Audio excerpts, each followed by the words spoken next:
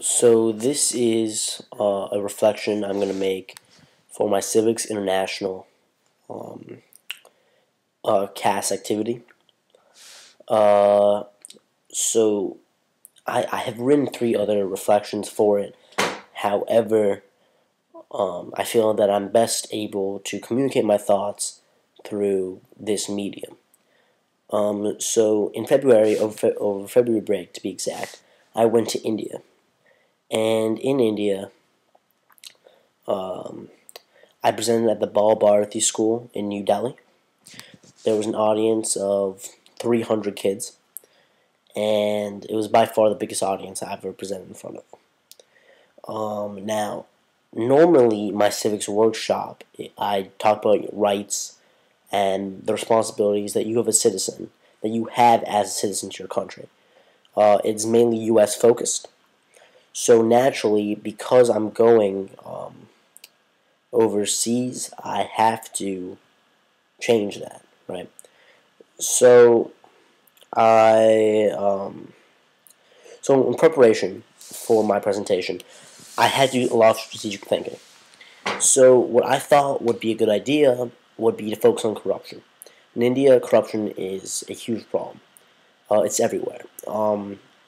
Whether it is when you get pulled over by a cop for speeding, to even getting your cable TV installed, bribes are paid all the time. And so I thought that this was an issue that a lot of kids could connect to, and maybe be able to do something to fix that problem. So I researched and I found a lot of actually key Indian figures who've spoken out about the growing corruption in the country. Figures like Anna Hazare, and the fact that he led a huge protest movement just a year ago against the Congress-led government about fixing corruption in government. And so in my presentation, I developed a set of questions and also guiding principles for my lecture. So when I got there, I have to say I was pretty overwhelmed at first. I was thinking to myself, what can I do uh, in order to help them? Because let's be honest, I'm an American. Though I have Indian heritage, I mean, I can't teach them about their country things that they don't know.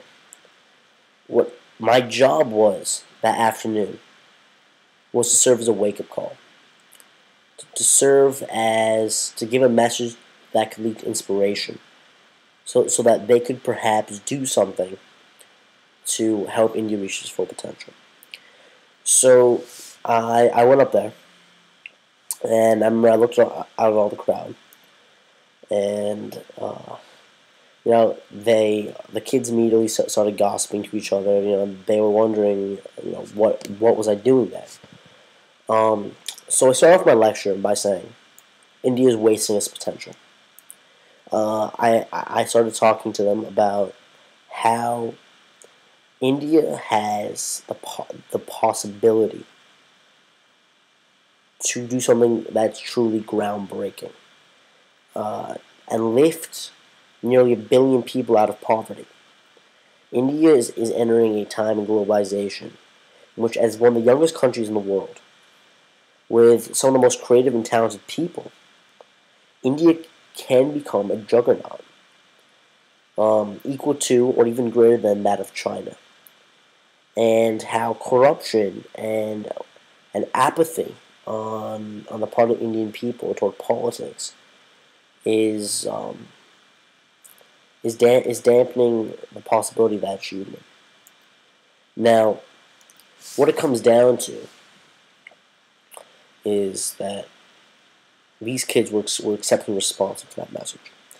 Um, while it was harsh, they listened to me. They asked very good questions, and frankly, I had a kind of give and take that I have never experienced in the United States, and that worries me because of the fact that these kids I mean, Balbarthy School is a good school, but it's not. It's not a extremely affluent. It's not a school of the extremely affluent. You know, kids who have access to privilege um, and all the information that buys. Because as we know, socioeconomic status does play a role in your education. The Balbarthy School was a very middle class. Was a school for the middle class, and they were trouncing any of the kids that I've spoken to in any of my lectures. It was eye opening, and the fact is that they were up to speed with what was going on, and they had a hunger and ambition that I don't see in a lot of kids here in America. And that's dangerous. It worries me because while I may have an Indian heritage, I'm an American first. And I thought it was kind of stunning to, to see the differences. And it also could be because they also in India they encourage a lot more contemporary learning, and that yes they cover history, but but a big chunk of their education is to keep up with the current events of now. And I feel that maybe we are lacking that in the American education system. Now, I understand this is a reflection, so I also talked about what personal growth I that I got from this. Now, um, I mean, it immeasurably improved my confidence and my public speaking skills. I think to myself that if I can speak in front of 300 kids whose English is their second language, and they can respond to me, and they can ask questions that I can answer, then my communication skills have gone pretty strong. And that I was able to overcome this challenge and do it in a very successful manner. Now, back to my main point, however. The kids ask me questions such as, why can't India develop their own Mark Zuckerberg? How can we use, or questions such as, how can we use social networking in order to lead a groundswell support for change? I mean, meanwhile, when I go to America, when I speak, let's say, the Boy Scouts or Boys and Girls Club, I get questions such as, what's the First Amendment? And so I believe there is a discrepancy in that we're falling behind. I understand this is the IB. I understand that we have to have a worldwide focus, but a child is still a child.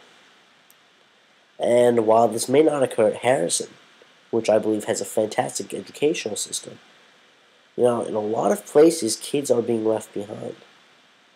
And part of IB is opening up your mind to the world and drawing the best practices and to become a truly global citizen. And I believe that this experience by going to India has opened up my eyes. I've seen things that I truly have never really seen before. And it has exposed me to a different educational system, different kids, and has allowed me to truly